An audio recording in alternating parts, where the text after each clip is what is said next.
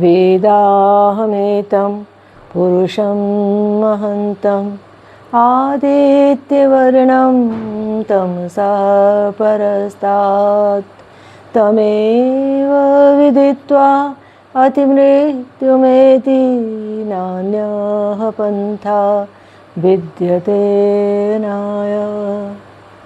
सभी को सादर नमस्ते। आज हम योग दर्शन के साधन पाद के दो बहुत छोटे छोटे सूत्र हैं, सूत्र नंबर 7 और 8, इन पर विचार करेंगे। पहला सूत्र है सुखानुशायी रागः और दूसरा है दुखानुशायी द्वेषः। क्या अर्थ है? पहला सुखानुशायी रागः कि जो राग है ये कैसा है? महर्षि व्यास ने इसकी व्याख्या की है कि सुख के पीछे पीछे चलने वाली प्रवृत्ति राग है। जहाँ कहीं भी हमें सुख मिलता है हम उसके पीछे पीछे चलने लगते हैं, उसको छोड़ना ही नहीं चाहते, पकड़ कर बैठ जाते हैं। फिर वह सुख चाहे किसी वस्तु में मिले, है ना, चाहे किसी व्यक्ति में मिले, उसको पाने की तृष्णा, लालसा, लोभ बन जाती है और उसका लोभ होने लगता है। उदाहरण के लिए जैसे आपने खीर खाई, बहुत अच्छी लगी, फिर खाएंगे आप, फिर अच्छी लगेगी और धीरे धीरे आपके मन में उसका राग बन गया। जब भी वहाँ पर आप भोजन करेंगे जहाँ खीर खाई थी, आपको पुनः खीर की स्मृति आएगी और आप खीर खाना चाहेंगे। उस सुख का हमें लोभ हो गया और खीर खिलाने वाले के प्रति भी हमारे मन में लोभ पैदा हो गया। बार बार उस सुख को पाने की लालसा जगी और यदि कभी वो सुख नहीं मिला तो फिर हमारे मन में द्वेष जग जाएगा। यही हमें परेशान करता है। अब माता पिता हैं, बच्चे हैं, पति पत्नी हैं, गुरु शिष्य हैं, एक दूसरे से सुख लेते हैं, किंतु धीरे धीरे सुख लेने की प्रवृत्ति बन जाती है और ये सुख राग बन जाता है। और जब ये सुख नहीं मिलता तब फिर हम दुखी होने लगते हैं, परेशान होने लगते हैं। जैसे माता पिता को देखिए, बच्चों को पालने में माता पिता को बहुत सुख मिलता है। माता पिता कहते तो हैं बच्चों से कि हमने तुम्हें इतने कष्ट सह के पाला, पर सच्चाई तो ये है कि बच्चों को पालने में माता पिता को विशेष सुख मिलता है, विशेष आनंद की प्राप्ति होती है और वो इसके अभ्यस्त हो जाते हैं, राग हो जाता है उन्हें। फिर वो नहीं चाहते कि बच्चा उनसे दूर हो, अलग हो। लेकिन जैसे जैसे बच्चा बड़ा होने लगता है उसकी प्राथमिकताएं बढ़ती हैं।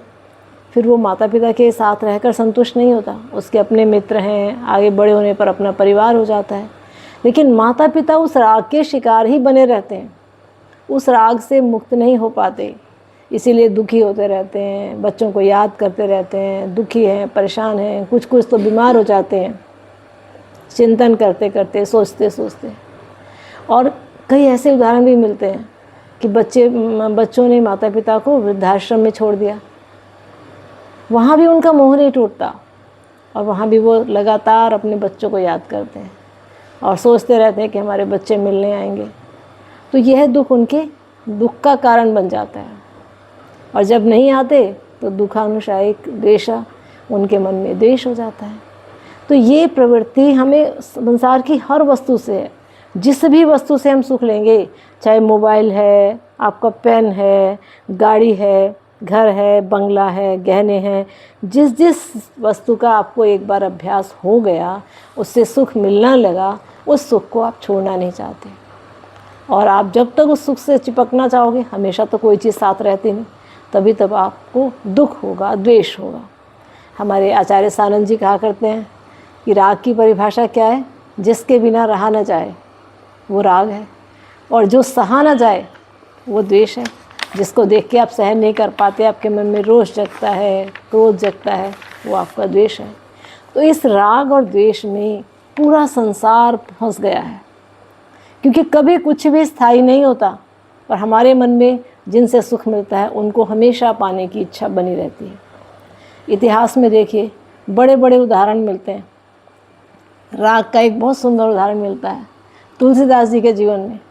एक साधारण सा व्यक्ति था, विवाह हुआ, बहुत सुंदर पत्नी मिली और पत्नी के प्रेम में इतना आसक्त हो गया, इतना अभ्यास हो गया कि एक दिन वो बिना बताए अपने माता पिता से मिलने चली गई।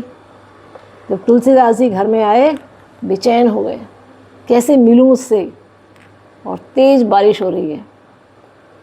रास्ते में नदी पड़ती है, नदी में भी बाढ़ आ रही है, लेकिन वो राग उनके सिर पर मोह बनकर, काम बनकर ऐसा सवार हो गया कि उस तेज़ बारिश में, तेज़ प्रवाह की नदी में भी चले गए।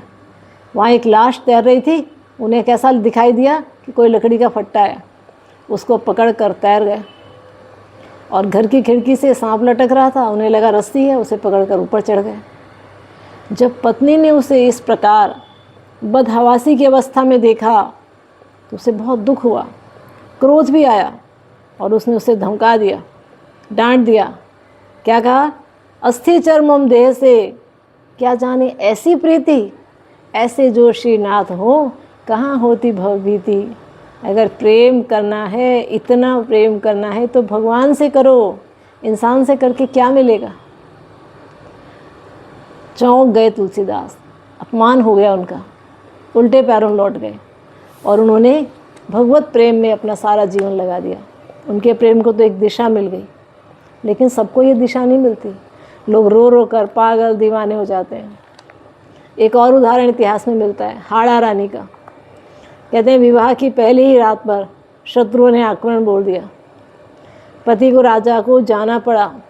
राजा जाना नहीं चाहता है, लेकिन हाड़ा रानी उसे प्रेरित करके, वो शतरानी है, भेजती है कि महाराज मैं कहाँ जा रही हूँ, मैं तो यहीं पर हूँ, अभी हमारा कर्तव्य पुकार रहा है, आप जाइए, शत्रु का सामना कीजिए। और जैसे तैसे वो चला तो जाता है, लेकिन उसका ध्यान अपनी पत्नी में, रानी में ही पड़ा है। और एक सेवक को भेजता है, सेवक आता है कि महाराज कह रहे हैं कुछ निशानी दे दो। अब हाड़ा रानी को बहुत क्रोध आता है, वो अपनी गर्दन काट कर थाली में रख देती है और कहती है ले जाओ, राजा से कहो इसको देखते रहो, जिसके कारण तुम परेशान हो रहे हो ये लो, इसको देखते रहो। लज्जित हो गया राजा, बहुत बहादुरी से लड़ा, युद्ध जीता, लेकिन कितनी बड़ी कीमत उसे अपने राग की चुकानी पड़ी। ये हम सब के साथ जीवन में होता रहता है और हम समझ ही नहीं पाते, इस राग में इतने फंस जाते हैं। साधु संत को भी हो जाता है कभी कभी ये राग, मनुष्य, हम सामान्य मनुष्यों को नहीं, साधु संतों को भी हो जाता है ऐसा राग। अपने शिष्यों में राग हो गया, अपने जो आश्रम के आसपास की चीज़ें उनसे राग हो गया। तो इस राग से मुक्त होना बहुत ही कठिन है, क्योंकि जहाँ कहीं भी हमें सुख मिलता है, हम उस सुख को बार बार लगातार पाना चाहते हैं और हम समझ भी नहीं पाते कि कब ये राग हमारे मोह का कारण बन गया, कब हमें डुबाने लगेगा, कब हम इसमें डूब जाने। इसीलिए सावधान किया जाता है। और भजन लिखने वाले लिखते हैं, और पथिक सुन तो ना फंसना इस जग की माया में, हो रे पथिक सुन तो ना फंसना इस जग की माया में। मिला मनुज तन इसको न खोना इस जग की माया में। किंतु ये सब कहना जितना सरल है, इससे बचना उतना ही अधिक कठिन है। सुखों को पाने का लोभ हर किसी में है और धीरे धीरे ये लोभ बढ़ता जाता है। इसे छोड़ना कैसे है, कैसे छोड़ा जाए? तो स्वामी विश्वनाथ जी कहते हैं कि जिस चीज़ में आपको महसूस होने लगे किस चीज़ से मुझे राग हो रहा है, ये मुझे चाहिए, ये मुझे अच्छी लग रही है, चाहे वो वस्तु हो चाहे वो व्यक्ति हो, तुरंत दूर हो जाओ, उससे हट जाओ। और अगर तुम्हारे मन में राग पैदा हो ही रहा है, अगर तुम्हें राग करना ही है ना, तो उससे करो जो तुम्हारा जन्म जन्म का साथी है, जो कभी तुम्हें नहीं छोड़ता। सुख लेना है तो उससे सुख लेना, और वो सुख कैसा होगा? वो स्थायी सुख होगा। वो ऐसा नहीं होगा कि कुछ दिन बाद तुम्हें दुख देने लगे, स्थायी सुख होगा। तो यदि सुख लेना चाहते हो तो उस परमेश्वर के साथ अपने आप को जोड़ो, उसके सुख को प्राप्त करो।